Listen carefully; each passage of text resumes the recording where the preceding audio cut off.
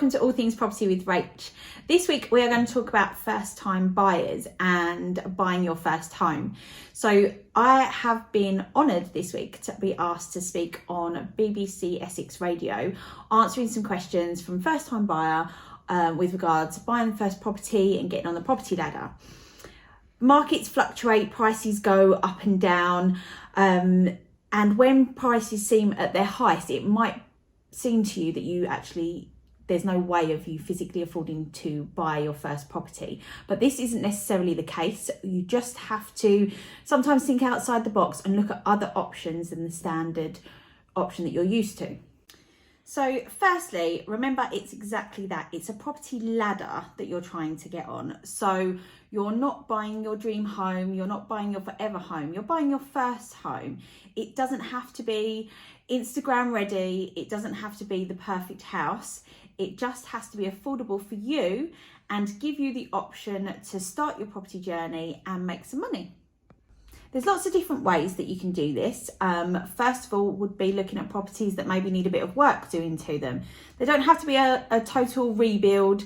It can be something that needs a bit of TLC and a bit of love. These will be on the market a bit cheaper than the average property. So if you're looking at 3-bedroom semis, one that needs a little bit of TLC will be cheaper than one that's ready to move into and done immaculately. So look at your skill set, what you can manage. And as I say, you start off small and you'll learn as you go. As you sell properties and buy your next one, you can make your project a bit bigger. You would have learned skills that you can then transfer onto your next property, until you are in your forever home.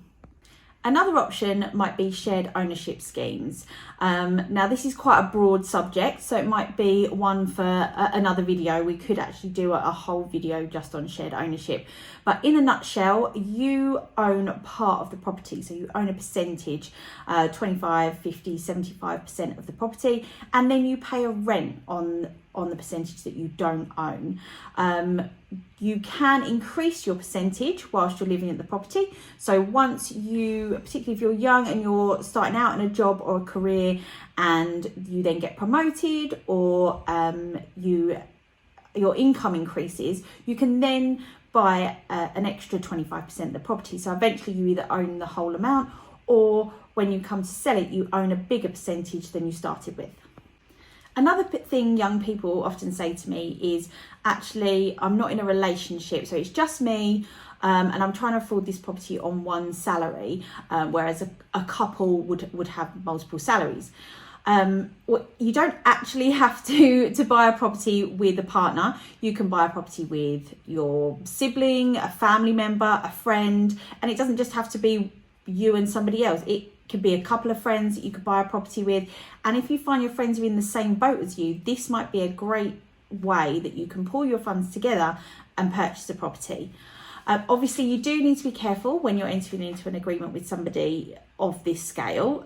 Make sure that you know your strategy if somebody wants to move out, or if somebody wants to sell the property, what circumstances and how that would work for you. But as I say, this is a great way, done properly, of you being able to get on the property ladder and buy a share of a property.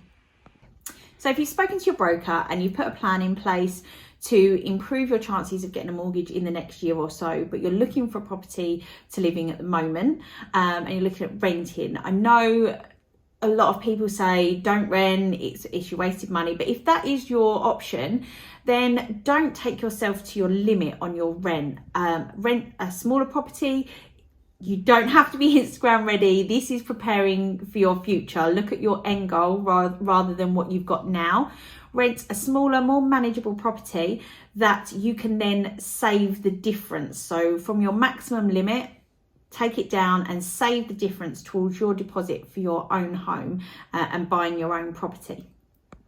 So just to recap for you, as a first-time buyer, even if prices seem out of your reach and that you're never going to be able to afford your first property, there are options for you.